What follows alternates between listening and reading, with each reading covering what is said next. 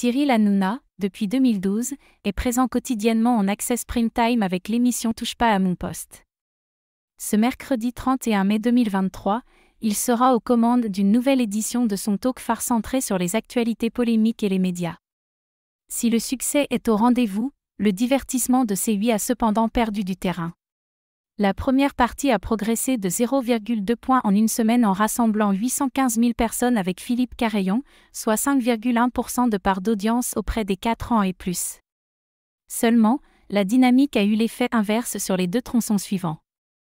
En compagnie d'Alain Bauer, Cyril Hanouna a séduit 1,04 million de Français de 20h10 à 20h58, soit 5,4% de part de marché sur l'ensemble du public, soit une perte de 0,4 points par rapport à l'édition du mardi précédent. Par la suite, l'affaire Lindsay a été évoquée grandement dans la dernière partie de Touche pas à mon poste. L'émission quotidienne a rassemblé 1,58 million de téléspectateurs de 20h58 à 21h13, soit 7,6% auprès des 4 ans et plus. Le programme produit par H2O Productions s'est écroulé en direct avec 340 000 Français égarés par rapport au numéro du 23 mai 2023 et 1,5 point d'audience. Sur l'ensemble des trois parties, le divertissement est devancé par Quotidien avec Yann Barth. Plus tôt dans la semaine, les débats ont été particulièrement vifs dans le talk de Cyril Hanouna sur C8. En effet, le prix excessif des glaces à Paris a été l'un des thèmes abordés dans l'émission.